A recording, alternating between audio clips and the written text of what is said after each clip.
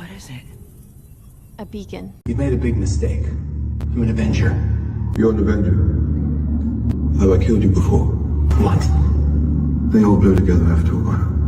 Who are you? Just a man who's lost a lot of time. Someone stole something from me, and you're the only one who can steal it back.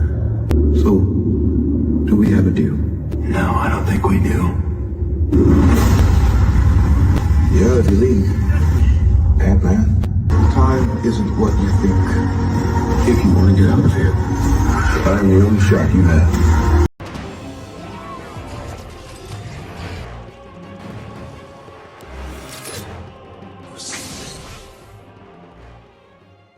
Done. We freed the timeline. We found him. Beyond the storm.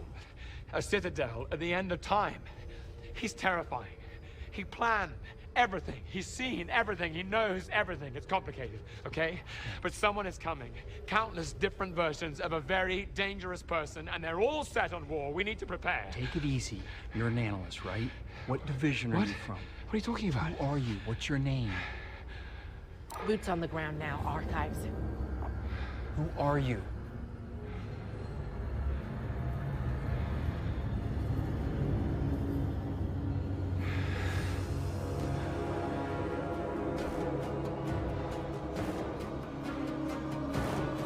And in today's video, we're going to be talking about some developments for Ant-Man 3, which comes out next month. It is the first movie in Marvel Phase 5. And also, we're going to be talking about some major plot leaks for Guardians of the Galaxy Volume 3. And yes, I'd love James Gunn to come out and debunk this whole plot leak, but he won't. So that is going to be the main narrative of today's video. I'd love you guys to check the channel out, check out more videos on the channel, and please subscribe, comment, and let me know down below, are you hyped for Ant-Man 3? Because here in the UK, there doesn't really seem to be much promotional adverts for Ant-Man 3, whether it be on YouTube, whether it be on Sky TV. I don't see any hype, any promotion for this movie. And yes, we are getting a new trailer for Ant-Man 3 on the 9th of January, but here in the UK, it's technically going to be the early hours of the 10th of January. So, yo, what is good, YouTube? Warstu here. If you are new around, make sure subscribe to never miss any of the Marvel, DC, pop culture-based content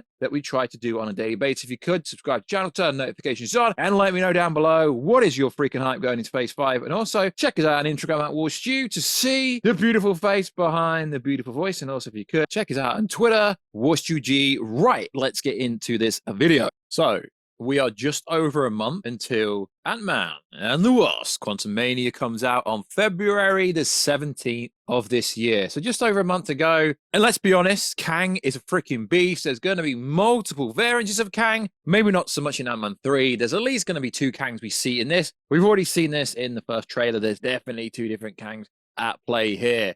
So Kang is stuck in the quantum realm. Why? Because Janet left him.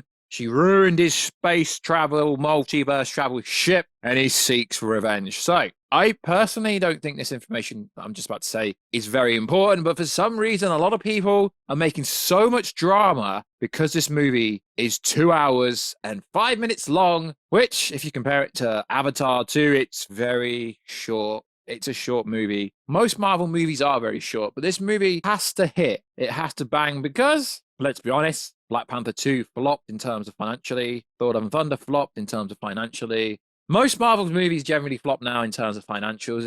Doesn't mean it's bad, but they haven't made much money. So 2 hours 5 is a decent runtime. We know this movie is going to be an Avengers level movie because it's setting up multiversal wars. The incursions have already been set up due to Doctor Strange 2. What is an incursion? Hopefully you watched Doctor Strange 2. Well, we learned about incursions in Multiverse and Madness last year, which was the primal reason why they went to Earth 838. And the Illuminati was there, and Reed Richards explains to Strange the present in 838 timeline is risky. He's confusing and destabilizing the reality, him being there. The greater footprint of 616 Strange leaves behind the greater risk of an incursion. An incursion occurs when the boundary between universe explode, realities collide, and this results in destruction of at least one, if not both, universes. That's kind of a somewhat roundabout. And at the end of Doctor Strange 2, Clea appeared and was like, yo, 616 Earth, to recruit Strange to fix an incursion because apparently you caused them. So she wants him to fix them. So according to an inside leak, this is kind of obvious information, incursions are going to look great. Absolutely terrifying in live action. When this year's movie grinds to a halt when one starts. Spoilers. It's Captain Marvel 2, aka The Marvels. The incursion is indeed happening during the Marvels. They are able to delay it, but it will result in the Marvels being split up. And if you've read the plot leak online, or if you've seen the video that we've done, incursions are essentially going to lead to a Kang multiversal war. Hence why Ant-Man 3 is so important, because at the end of the movie, Kang escapes the quantum realm. Finally, we don't know if he's going to have his multiversal space travel ship with him, but he's going to escape the quantum realm where time plays out differently, where time isn't what you think it is. But what is Kang going to get? Is he going to get something that only Ant-Man Scott Lang can help him with? Because that's a big part of their marketing campaign. I think Marvel needs to really ramp up the marketing, seeing as we are like 5-6 weeks away from this movie. And at the moment, no one seems to freaking care because they have no emotional attachment to any of these characters. Yeah, I know Ant-Man's been around for the longest time possible, but still there's no emotional attachment. The game is about to freaking change because of Kang. Kang could be the greatest villain ever, but let's hope we don't go down the Ultron path and be a train wreck. Thanos was very good, but it took a lot of work to get there. So at the moment, Ant-Man 3 is under major reshoots. A month before the movie goes out, should we be worried? No, this is kind of standard Marvel. So they're advertising it like it's additional photography for pickup shots. The franchise movie, meaning that the studio doesn't lock anything until it really gets sent to the theaters. However, the Ant-Man photo doesn't involve VFX shots. The reshoots aren't happening months away from the film. Instead, they are taking place mere weeks ahead of the Ant-Man 3 premiere. Now, what are they filming? We don't know. We see Paul Rudd. This is taken on January the 6th, and it looks like the start of the trailer where we see him walking around what appears to be Baskin Robin colors-ish, that kind of area. Should we worry about major reshoots? No, but I thought I'd put it in the title. Just fun. Why not? Why not? Some pickup shots here and there, and potentially they are filming some secret cameos and a secret post-credit scene from what I'm hearing, but I'm not going to say what I'm hearing because I don't actually think it's true, but it could be. But I thought I'd add this here. It's kind of common because they did the same thing with Wakanda Forever. They did some slight pickup shots really, really close to the release of the movie. Quantumania has to do very well because fans complain massively about Phase 4 being somewhat underwhelming, too funny. Well, not funny actually at all. Light-hearted, comic-y. We need this to be a savage tone. We need Avengers Infinity War and Endgame. We need the risk to be crazy high. I guess that's why they're trying to make it look like Ant-Man could actually die. Spoilers, he won't die at all. But hopefully we are getting a trailer on January the 9th, which is tomorrow, but technically for the UK, it's like a day and a half. So hopefully they do up the risks, up the ante, show MODOK, show Krillin, show Wasp. Okay, I shouldn't do that because you guys hate that. They should up the ante and show Kang beating the absolute, I'm going to bleep that word out anyway, into Ant-Man, because this will really hype people up. People want risk. They want to see something that could actually be a game changer. And this movie will be a massive game changer. So don't worry about additional reshoots, reshots, repurposing shots. This is standard in multiple movies, but they could be adding a bunch of stuff that no scoopers seem to know. The fact that it's 2 hours and 5 minutes doesn't really mean anything, but a lot of Instagrammers and TikTokers and Twitterers are making a huge deal about it being 2 hours and 5 minutes long because Captain America Civil War was 2 hours and 27 minutes long. Sure, it's a pretty decent long movie for sure, but Quantum Realm, the time works differently in there. So I guess the length of the movie has to run differently as well. Quantumania is to set up Kang as the big bad. It's to set up the next Avengers movie. And it's almost an Avengers level movie, as Peyton Reed himself said. Avengers level movie, yeah, because there's multiple villains in this movie. There's Kang, there's MODOK, there's Krillin. Ant-Man 3 is like an Avengers scale movie, and apparently there is a bunch of cameos that no one knows about it. So Peyton Reed said this. People felt like, oh, these are fun little palate cleansers. after a gigantic Avengers movie for the third one. I said, I don't want to be a palate cleanser anymore. I want to be the big Avengers movie. When telling him this, metaphorically, I kicked into Kevin Feige's door. Cool. Ant-Man would be going up against the most powerful force in the multiverse, Kang the Conqueror. He's revealed to be the antagonistic situation, is a little bit different than in the comics, has dominated over time, but this will be a formidable villain. Yeah, because Kang can literally freeze time, go back, go forward, can literally manipulate time. He's going to be in full control of this movie in terms of the plot of the narrative of what's going on. And people will be thinking that Ant-Man will actually win. But will he? We don't know. Where the frickin' hell is Doctor Doom? Where the frickin' hell is the Fantastic Four? They're not going to be in the movie. Although there are rumors, and I personally think they're made of rumors. Because let's be honest, most recent rumor said by a publication called Pup, there are a few key big roles that many talent agents are trying to get their clients for. Amongst these are 4 members of the Fantastic Four who will star in their own movie in 2025. However, fans are hoping to see the characters before this, but seeing as they've not even cast the Fantastic Four people, the members, there is virtually zero chance of the Fantastic Four appearing in the post-credits scene, although, like I said before previously, they could tease something. They could tease the Fantastic Four without actually revealing them. I don't think that's going to be the case. So the director of Ant-Man 3 also said, Reed is also expanding on what fans can expect regarding Quantumania. In this film, an incredible, complex, subatomic world with differ from the San Francisco setting for the first 2 movies. In the first one, we introduced the idea of the quantum realm. We kind of dipped our toes into it. And then, even more with the second one, we obviously left an unanswered question. We wanted to go in a different direction and create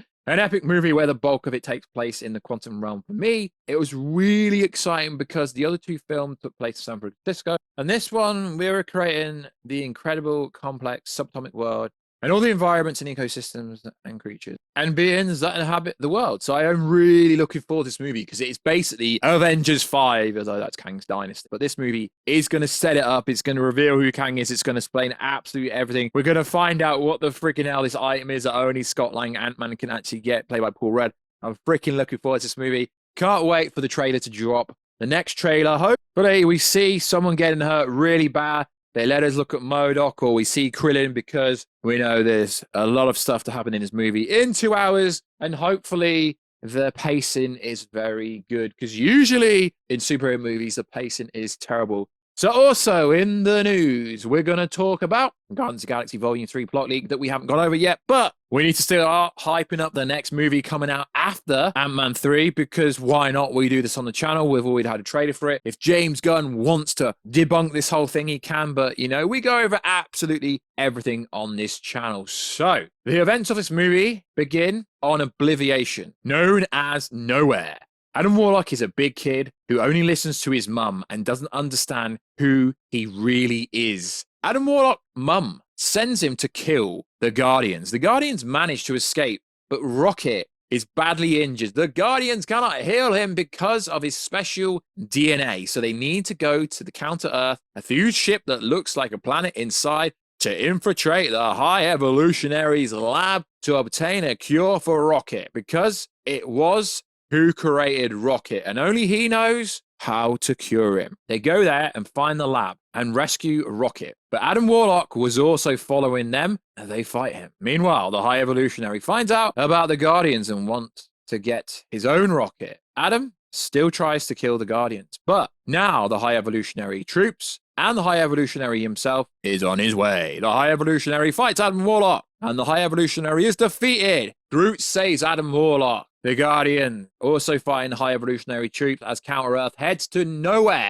Counter-Earth practically collapses on Nowhere, but Cosmo, can't wait to see Cosmo, he was freaking cool in the Guardians of the Galaxy game, stops it with his powers and allows the Guardians to get everyone off the ship in time. Cosmo and Kreglin, if I've said that name right, spends the entire film on Nowhere. Drax dies in battle. Oh, wait, because Dave Bautista's recently come out and said it's his final movie, so this means he dies. No, it doesn't. It just means it's final movie. I mean, potentially he could die. But I like to go over plot leaks like that actually real, because they're more fun that way. Peter is depressed because his Gamora is dead and a new Gamora doesn't fall in love with him. She doesn't even know his last name. Gamora now has her own team, but she helps the Guardians on Counter-Earth, and a lot of this can be backed up by the trailer, but this actually came out before the trailer. Peter is drunk and sad throughout the first act of the movie. He doesn't even realize that Warlock has arrived and blames himself for what happened to Rocket. At the end of the film, he feels guilty and leaves the team. Gamora leaves with her new team. And at the end of the film, she never fell in love with Peter. I don't know if this is true. I really don't. But we do know, based on the most recent trailer, that the new Gamora does team up with the Guardians temporarily. Sometimes plot leaks don't cover everything. I do believe a bunch of this could be true. The film will have flashbacks to Rocket's childhood, in which he grew up with Lila, and whom he meets again on Counter-Earth again. This is backed up by said trailer, and this information came out before